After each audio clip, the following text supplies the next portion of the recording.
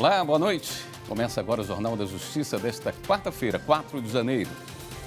Por unanimidade, o plenário do Supremo Tribunal Federal anula a criação de cargos comissionados em Goiás. Os ministros da Corte consideraram que as leis estaduais que criaram cerca de 8 mil cargos violaram a exigência constitucional do concurso público. Esse é um dos destaques da edição de hoje e você vai ver também. STF vai decidir sobre a validade do chamado salário esposa, o benefício que os servidores de São Paulo recebem quando as mulheres não trabalham em atividade remunerada. O presidente do Supremo suspende decisões que bloquearam verbas do município de Garopaba, em Santa Catarina, para o pagamento de dívidas com empresa de transporte. E ainda, Ministério Público Federal lança iniciativa Direitos Humanos Todo Dia para discutir assuntos como dignidade humana, não discriminação e cidadania.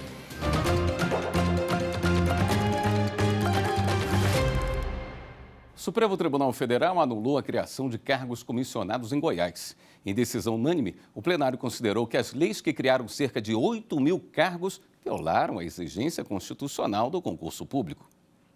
A decisão foi tomada em sessão virtual. Os ministros julgaram uma ação apresentada pela Procuradoria-Geral da República contra leis do Estado de Goiás, editada de 2003 a 2012.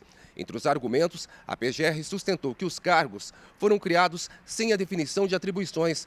O relator, ministro Gilmar Mendes, destacou a vasta jurisprudência da Corte, no sentido de que a exigência do concurso público não pode ser contornada pela criação arbitrária de cargos em comissão e votou contra as normas do Estado de Goiás, que permitiram a abertura de cerca de 8 mil cargos no período. Os demais ministros acompanharam o voto do relator. Gilmar Mendes citou precedentes da Corte sobre os critérios para o preenchimento desses cargos, como, por exemplo, atribuições pertinentes às funções de chefia, direção ou assessoria e proporcionalidade em relação ao número de cargos efetivos. O plenário virtual do Supremo Tribunal Federal julga duas ações que questionam o salário esposa, benefício concedido a servidores estaduais de São Paulo quando as mulheres não trabalham em atividade remunerada. As duas ações foram propostas pelo Procurador-Geral da República, questionando dispositivos de leis estaduais de São Paulo que criaram benefício. Um dos artigos questionados estabelece que o salário esposa será concedido ao funcionário que não receba vencimento ou remuneração de importância superior a 2 vezes o valor do menor vencimento pago pelo Estado, desde que a mulher não exerça atividade remunerada. Nas ações, o Procurador-Geral da República destacou que as leis são anteriores à Constituição, mas que os servidores continuam recebendo os benefícios. Argumenta ainda que o salário esposa viola os princípios da igualdade, da moralidade, da razoabilidade e da vedação de diferenciação salarial em razão do Estado civil. Também ofende o princípio republicano, que repudia todo e qualquer benefício voltado a determinado grupo ou classe em detrimento dos demais, sem fundamento jurídico suficiente. O plenário virtual do Supremo julga as ações. O relator é o ministro Luiz Roberto Barroso, que acolheu o pedido da PGR e julgou inconstitucionais os dispositivos questionados. Barroso destacou que o benefício não está previsto na Constituição Federal. No voto, ressaltou ainda que o estabelecimento de vantagens pecuniárias diferenciadas a servidores públicos somente se justifica diante de critérios razoáveis que tenham relação com o cargo e suas atribuições. No caso em questão, é evidente que o pagamento de vantagem pecuniária destinada exclusivamente a servidores casados não possui qualquer fundamento ou plausibilidade. Os ministros Edson Fachin e Alexandre de Moraes já votaram acompanhando o relator. Por conta do recesso forense, os prazos processuais no Supremo estão suspensos até o dia 31 de janeiro. Com isso, o prazo para encerrar esse julgamento é dia 6 de fevereiro. A presidente do STF, a ministra Rosa Weber, suspendeu a decisão que bloqueou verbas do município de Garopaba, em Santa Catarina, para o pagamento de dívida. O sequestro das verbas foi determinado depois do descumprimento de acordo judicial firmado entre o município de Garopaba, em Santa Catarina, e uma empresa que prestou serviços de transporte público à população local. O acordo estipulou o parcelamento da dívida de R$ 5.400.000. No STF, o município argumenta que a retenção dos recursos pode gerar grave lesão à ordem e à economia, com risco de paralisação da prestação de serviços públicos essenciais à população, como o sistema de saúde pública, assistência social e educação, além de comprometer o pagamento da folha dos servidores públicos locais. Na decisão, a ministra Rosa Weber explicou que o pagamento de dívidas da Fazenda Pública por ordem judicial, com exceção das requisições de pequeno valor, está obrigatoriamente sujeito ao regime constitucional de precatórios e que ordens judiciais de cumprimento imediato, sem a indicação de situações excepcionais, transgride a sistemática constitucional de pagamentos das dívidas da Fazenda Pública. A medida tem como objetivo proteger a administração pública contra a inesperada suspensão de recursos indispensáveis à manutenção de serviços públicos essenciais e à preservação da ordem administrativa. Em exame preliminar do caso, a presidente do STF destacou que, como não se trata de dívida de pequeno valor, não há justificativa para determinar ao município o cumprimento imediato desse pagamento. O novo advogado-geral da União anunciou mudanças para reforçar o papel da instituição na defesa da democracia e do meio ambiente. Assumiu esta semana, em cerimônia realizada no Palácio do Planalto, o advogado-geral da União, Jorge Messias. O evento contou com a presença de diversas autoridades, dentre elas, ministros de Estado, deputados, senadores, juízes, ex-advogados-gerais da União e até a ex-presidente da República, Dilma Rousseff. No evento, o novo chefe da AGU disse que deseja contribuir para o resgate da democracia brasileira, a defesa do meio ambiente e a retomada da harmonia entre os poderes da República. E nossa gestão, a Advocacia Geral da União, terá papel central para enfrentar os desafios estruturantes impostos à democracia brasileira. Ela é um dos importantes pilares de concretização da democracia e de realização plena da cidadania. Assim, deve assegurar a proteção jurídica da União e o exercício dos direitos sociais e individuais, a liberdade, a segurança, o bem-estar, o desenvolvimento, a igualdade e a justiça, todos os valores supremos de uma sociedade livre, justa e solidária. Repudiamos a apologia à violência e o autoritarismo. Não permitiremos que tais condutas sufoquem, intimidem ou abalem a atuação dos poderes da União, legislativo, executivo e judiciário, nem que interfiram em sua independência e harmonia. O novo AGU tem 42 anos e é procurador da Fazenda Nacional desde 2007. Já foi subchefe para assuntos jurídicos da Presidência da República, secretário de Regulação e Supervisão da Educação Superior do Ministério da Educação e consultor jurídico do Ministério da Educação, da Ciência, Tecnologia e Inovação. Também atuou como procurador do Banco Central e do BNDES. Agora, como advogado-geral da União, ele irá dirigir a instituição, representar a União junto ao Supremo Tribunal Federal, assessorar direta, imediata e pessoalmente a Presidência da República. Na cerimônia, o advogado-geral da União anunciou a criação da Procuradoria Nacional de Defesa da Democracia, unidade que terá a atribuição de contribuir com os esforços da democracia defensiva, combater a desinformação e atuar em conjunto com o futuro Sistema Nacional de Proteção à Democracia. Também foi criada a Procuradoria Nacional de Defesa do Clima e do Meio Ambiente, que terá o objetivo de atuar de maneira transversal junto aos protagonistas da agenda ambiental e fortalecer a atuação dos órgãos jurídicos dedicados à temática. E Jorge Messias esteve há pouco com a presidente do Supremo, a ministra Rosa Weber. Foi uma visita institucional. Apresentar à ministra a nova equipe que vai estar à frente da atuação perante o Supremo Tribunal Federal, a doutora Isadora Cartacho, e reafirmar à ministra o nosso compromisso de uma agenda firme de redução das controvérsias, redução de litígio, ampliar a agenda de conciliação perante o Supremo Tribunal Federal e dizer que o presidente Lula, que a Advocacia Geral da União está à disposição para atuar fortemente na promoção da harmonia entre os poderes, e esse é o espírito do trabalho que nós vamos desenvolver no próximo período. A Procuradoria Federal dos Direitos do Cidadão, do Ministério Público Federal, lançou a iniciativa Direitos Humanos Todo Dia. O objetivo da iniciativa é discutir assuntos como dignidade humana, solidariedade, respeito, igualdade, não discriminação, tolerância, cultura de paz e cidadania. Nos últimos anos, a Procuradoria Federal dos Direitos Humanos do Cidadão trabalhou na contenção de retrocessos na área de direitos humanos a partir de um trabalho técnico e dialógico.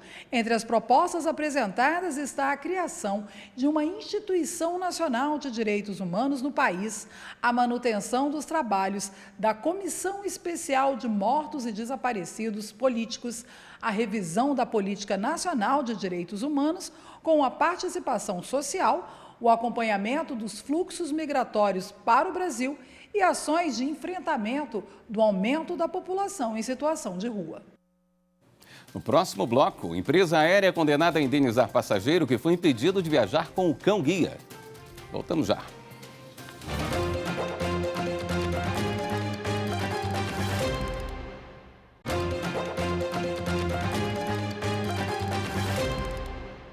A Justiça do Distrito Federal condenou a empresa aérea Latam a indenizar um passageiro que foi impedido de viajar com o cão-guia. A 16ª Vara Civil de Brasília fixou a indenização de R$20 mil por dano moral ao passageiro que não pôde levar o cão-guia no avião durante uma viagem de Brasília a São Paulo. A empresa alegou que o passageiro não apresentou um formulário com 10 dias de antecedência, atestando a necessidade do animal.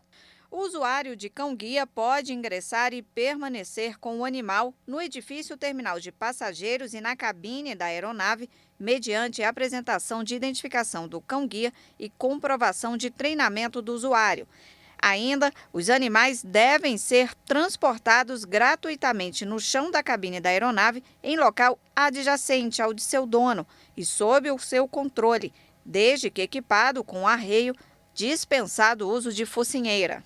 O caso aconteceu em julho do ano passado. O passageiro é deficiente visual e possui surdez moderada, por isso a necessidade da ajuda do cão-guia. Ele afirmou que apresentou toda a documentação necessária dele e do cão no check-in, conforme as regras da ANAC e o decreto de 2006, que regulamenta a presença do cão-guia em locais de uso coletivo. Além de embarcar sem o animal, o passageiro com deficiência visual ficou 4 dias sem a ajuda do cão-guia. Por isso, o juiz não considerou razoável a recusa da companhia, com fundamento na exigência de prévia comunicação. O magistrado levou em conta a gravidade do dano e, por isso, condenou a companhia aérea. Ainda cabe recurso da decisão. Um paciente que sofreu uma queda durante um exame de raio-x e se machucou gravemente deve ser indenizado pelo hospital. A decisão é do Tribunal de Justiça do Distrito Federal. A 7ª turma do TJ do Distrito Federal manteve a sentença que condenou o hospital a indenizar um paciente que sofreu traumatismo craniano ao cair enquanto fazia uma radiografia. O colegiado concluiu que houve falha no dever de cuidado. De acordo com o autor da ação, ele foi ao hospital para atendimento de emergência e o médico pediu exames de sangue, raio-x do tórax e nebulização. Na hora de fazer o exame de raio-x, foi orientado a ficar em pé e, nesse momento, perdeu os sentidos e sofreu uma queda, que resultou em um corte na cabeça. A vítima afirma que, por conta da queda, ficou internada na UTI por 3 dias e começou a apresentar problemas de memória. A 6ª Vara Civil de Brasília concluiu que a conduta do hospital contribuiu diretamente para o trauma sofrido pelo paciente e estabeleceu indenização de R$20 mil a título de danos morais. O hospital recorreu com o argumento de que não houve falha na prestação do serviço médico. O homem também recorreu para pedir o aumento do valor fixado e a indenização pelos danos materiais. Ao analisar os recursos, o TJ do Distrito Federal observou que o laudo pericial apontou que a realização do exame do tórax em pé não era indicada, uma vez que o medicamento inalado poderia causar instabilidade respiratória. Para o colegiado, houve falha na prestação de serviço. Dessa forma, a turma manteve a sentença que condenou o hospital a pagar ao paciente a quantia de R$20 mil de danos morais. Quanto ao dano material, O colegiado observou que o autor não apresentou no processo nenhuma prova dos gastos que teve, nem perda da capacidade de trabalho. É necessário entender que a responsabilidade é uma responsabilidade objetiva, ou seja, não preciso comprovar que houve algum tipo de negligência, algum tipo de dolo, algum tipo de culpa para que esse paciente tenha uma reparação. O que isso significa? A partir do momento que o paciente está internado, toda a responsabilidade sobre a guarda, sobre a vida, sobre os cuidados daquele paciente é do hospital. 2 funcionárias de empresas públicas conseguiram reduzir a jornada de trabalho sem diminuição dos salários para cuidar de familiares que necessitam de tratamento de saúde específicos. Um dos casos é referente à mãe de uma criança com transtorno do espectro autista. O outro envolve uma advogada que cuida da mãe com Alzheimer. A advogada, que trabalha para a empresa brasileira de serviços hospitalares, alegou ser a única responsável por cuidar da mãe com Alzheimer e também da irmã, que tem outros problemas de saúde. Por isso, solicitou o direito à redução da jornada sem prejuízo salarial para acompanhar as duas em tratamentos médicos. A EBSER sustentou que não há dispositivo legal para garantir a redução da jornada sem diminuir o salário. Mas, em primeiro grau, o pedido da advogada foi aceito. A sentença determinou que a EBSER reduza a carga de trabalho de 40 para 30 horas semanais, sem diminuir o salário, enquanto durar a necessidade da mãe e da irmã. A decisão também foi favorável à profissional em segundo grau. O TRT da 7ª Região, no Ceará, levou em conta a proteção dos direitos fundamentais das pessoas com necessidades especiais e, por analogia do artigo 98 do Regime Jurídico Único dos Servidores Públicos Federais. O TRT também se baseou nos artigos 226 e 229 da Constituição Federal, na jurisprudência do TST e na Convenção Internacional sobre os Direitos das Pessoas com Deficiência e o Protocolo Facultativo. Da decisão, a empresa recorreu ao Tribunal Superior do Trabalho. O relator na 3ª turma, ministro José Roberto Pimenta, destacou que, ao contrário da tese defendida pela empresa, não há ofensa ao princípio da legalidade. Segundo ele, o TRT se pautou na análise e na aplicação sistemática de normas fundamentais. O Poder Judiciário é braço do Estado de Direito. Portanto, ao Judiciário cabe também atuar em favor dessa especial proteção assegurada constitucionalmente em prol da família. E aqui, no caso, temos uma filha querendo ajudar e amparar a sua mãe na velhice, carência e enfermidade, para não falar de sua irmã. Então, não há falar que essa pretensão não encontra amparo legal. A discussão é o princípio da legalidade aqui. Não vejo essa ofensa ao princípio da legalidade, tendo em vista que a decisão regional se pautou na análise e na aplicação sistemática de normas fundamentais, incluindo a Convenção Internacional sobre os Direitos da Pessoa com Deficiência, que possui status de emenda constitucional para dar efetividade à proteção dos direitos das pessoas com deficiência, e vou acrescentar na emenda, com base num dispositivo expresso de lei, que é aplicada analogicamente pela via da integração. Por unanimidade, o colegiado decidiu conceder o direito à redução da jornada sem prejuízo do salário para a advogada que trabalha em empresa pública. Em decisão semelhante, a 7ª turma do TST também garantiu a redução da jornada para a mãe de uma criança autista. O relator do caso foi o desembargador convocado João Pedro Silvestrin. O magistrado frisou que, mesmo sem previsão nas normas internas da empresa ou na legislação seletista, o entendimento adotado é o de que resguardar a máxima proteção ao dependente da trabalhadora, em obediência aos princípios da dignidade da pessoa humana e da proteção da pessoa com deficiência. A seguir, a gente fala sobre a operação da Polícia Federal contra o compartilhamento de fotos e vídeos com conteúdo de abuso sexual infantil. Voltamos em instantes.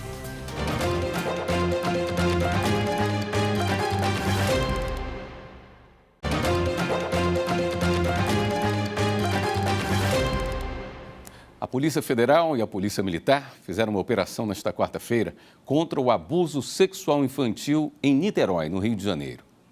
O caso foi investigado pelo Grupo de Repressão a Crimes Cibernéticos e ao Abuso Sexual de Crianças e Adolescentes da Polícia Federal em Niterói. A operação contou com o apoio de policiais militares. Eles cumpriram 2 mandados de busca e apreensão numa casa em Niterói. O homem suspeito deverá responder pelos crimes previstos no Estatuto da Criança e do Adolescente por compartilhar e possuir fotos, vídeos e outros conteúdos de abuso sexual infantil. Se condenado, pode pegar até 10 anos de prisão. Essa foi a 7ª operação da PF contra esse tipo de crime. O nome da operação é inspirado em São Gabriel Arcanjo, considerado por muitas religiões como anjo protetor das crianças. Neste mês de janeiro, o Jornal da Justiça exibe a retrospectiva 2022, com os principais julgamentos do Supremo Tribunal Federal no ano passado. Em agosto, o plenário considerou válidas as leis de Minas Gerais, do Pará e do Amapá, que instituíram taxas de controle, monitoramento e fiscalização das atividades de pesquisa, lavra, exploração e aproveitamento de recursos minerários. Vamos ver como foi.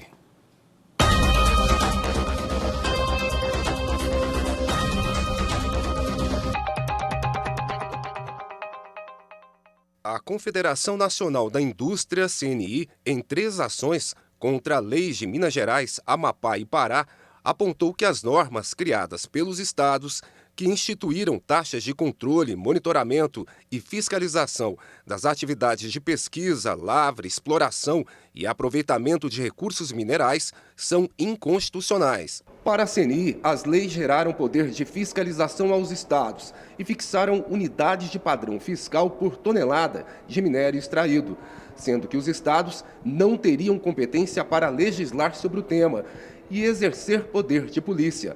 A CNI também argumentou que a matéria em questão criou o verdadeiro imposto, mascarado de taxa. Segundo a Procuradoria-Geral da República, não há irregularidades nas leis estaduais. As leis estaduais não violam a competência privativa da União para legislar sobre jazidas, minas e outros recursos minerais, além da metalurgia, nos termos do artigo 22, inciso 12 da Lei Maior. Os estados não legislaram sobre matéria minerária. As leis impugnadas dispõem sobre matéria tributária, instituição de taxa, e sobre atividade administrativa decorrente do exercício do poder de polícia, matérias próprias à competência legislativa dos estados. Assim, as unidades federadas podem instituir taxa de poder de polícia para fiscalizar as atividades de pesquisa, lavra, exploração, aproveitamento de minérios no respectivo território. O ministro Edson Fachin, relator da ação direta de inconstitucionalidade 4785 contra a lei do Estado de Minas Gerais, apontou 2 fundamentos que sustentam a constitucionalidade da norma. O Estado-membro possui competência administrativa fiscalizatória sobre recursos hídricos e minerais, desde que informado pelo princípio da subsidiariedade, emanado de uma compreensão própria do federalismo cooperativo brasileiro, como já expus iterativamente no ambiente deste plenário. Assim, a atuação subsidiária é possível o ente federativo estadual desempenhar atividade administrativa remunerada mediante taxa, desde que traduzível em serviço público ou poder de polícia. O segundo fundamento é o seguinte: a base de cálculo das taxas minerárias deve guardar razoável proporcionalidade entre a quantidade de minério extraído e o dispêndio de recursos públicos, observados os princípios da proibição do confisco e da precaução ambiental. Com assento na jurisprudência deste Supremo Tribunal Federal, conclui-se não ser desproporcional a base de cálculo referente à taxa que resta impugnada nesta lei e nesta ADI.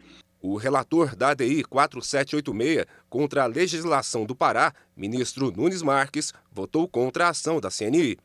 Não há qualquer dispositivo constitucional que vincule a receita de taxas, desde que observado, repito, um valor razoável em relação ao custo da ação do poder público. De modo que não prospera, ao meu ver, a alegação de que tais leis impugnadas vulneram os princípios da proporcionalidade e do não confisco. Com esse panorama mais sintético, senhor presidente, voto no sentido de julgar improcedente a ação direta de inconstitucionalidade número 4786 da minha relatoria, para declarar a constitucionalidade da Lei 7591, de 25 de dezembro de 2011, do Estado do Pará. Na sequência, o presidente do Supremo, o ministro Luiz Fux, relator da ADI 4787, contra a lei do Amapá, seguiu o mesmo entendimento dos outros relatores. Afere-se que a exigência fiscal, já datada de quase uma década, não tem impactado os resultados das empresas, o que afasta novamente a falta de razoabilidade é a eventual aplicação do princípio do não confisco. Não tem impactado o resultado das empresas que operam no mercado de mineração, mostrando-se exações suportáveis pelos contribuintes. Então, a semelhança do voto de Vossas Excelências, eu também conheço parcialmente da ação direta, entendendo a perda de objeto em relação ao artigo 6º, parágrafo 3º da Lei 1.613 do Amapá, que corresponde ao artigo 7º, a que Vossa Excelência se referiu, e quanto aos demais dispositivos, eu acolho o pedido pela total improcedência do pedido. Por maioria de 7-4, a Corte decidiu pela legitimidade da cobrança das taxas estaduais de fiscalização da atividade minerária. Ficaram vencidos os ministros André Mendonça, Roberto Barroso, Ricardo Lewandowski e Gilmar Mendes.